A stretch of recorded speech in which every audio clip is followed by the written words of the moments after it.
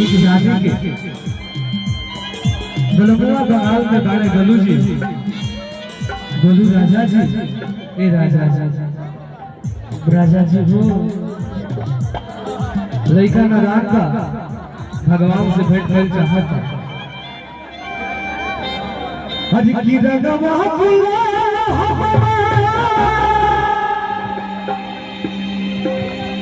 हज की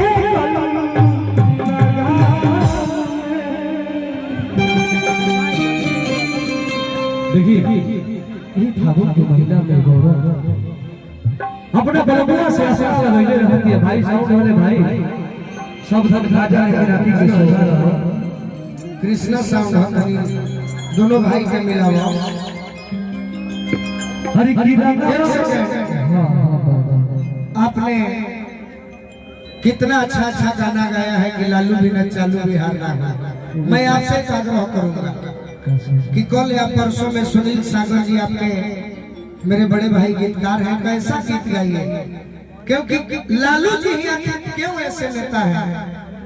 जिनको बार बार साजिश के तहत फंसाया जा रहा है। एक इमोशनल गीत भी गाइए मैं चाहता हूँ,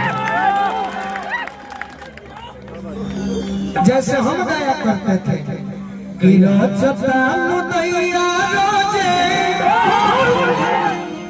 अरे नया नया कहे भेजती हो हमारा लालू जी के भेजती हो हमारा लालू जी के भेजती हो। नित्रंगना हम तू बनी अच्छा जब तू को भाई बाबा तो निर्त्यागना कही जब कहता नहीं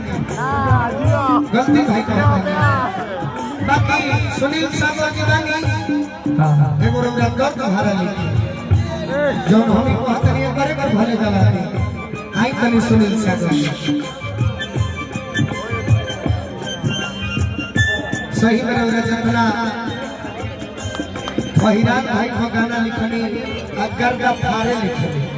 मोछिया वाला हमारा घबरा लागे रहता जोड़ी हिराने संगे जमेगा गीत लिखी और वह सब सेवा दी यहाँ के कलम में ज्यादा बन रहे कुछ कहीं जरूर खाली जी हमारे राइटर जी कुछ कहना चाह रहे हैं। हम गीतकार सुनील सागर जितना भी लोग सभी के प्रणाम करता नहीं और हम गाना लालू चाचा जी को एगो लिखले रहे जो धर्म गीत रहे कि भूल गई का हो चाचा लालू की करनी है के तो सबसे चली गरीब के मसीहा दीपांजलि यादव जो गीत के गईले रहे और हम भैया बोलने यहाँ कि एगो दर्द भरल गीत होने के चाहिए तो हम विश्वास देता नहीं कि अगर जितना हमारा मतलब अंदर क्षमता बा हमारा कलम में हम जरूर 2 से 4 दिन में खुश करे लायक वो तरीका के दर्द भरल गीत से हम दर्द के बयां करम जौन की सच में हमने के दिल में मतलब दर्द बा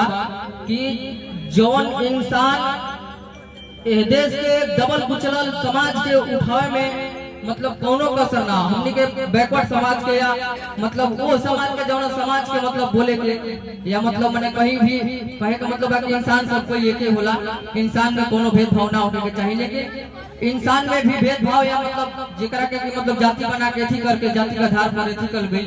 इस सारा चीज के मतलब जे थी आगे बढ़ावल थी गई वो इंसान के मतलब अपन के क्षमता रहे एगो शक्ति मान के चले कि मैंने कोई इंसान में क्षमता होला या शक्ति होला जे कि केहू के बात के अच्छा तरीका से रख सकेला, केहू के दर्द के अच्छा तरीका से सुना सकेला, वो शक्ति हमनी के लालू चाचा में रहे और वहां के करके दिखैनी तो हम हमरा जितना तकले बुझाई हमारा तो मतलब उतना ही नहीं के जितना भी बने बुझाला कि हां जितना लिखल बनी हम जरूर लिखम जाना से कि पब्लिक के मतलब वाह तनी ताली हो जाए सुनील सागर जी चलिए जल्द से जल्द एकरा के एकदम लिखे के हो तनी हमरो लाइन वाले ले सच्चा मुदैया रोजे खेल काहे भेजती हो सच्चा मुदैया रोजे नया नया खेल काहे भेजती हो हमारा लालू जी के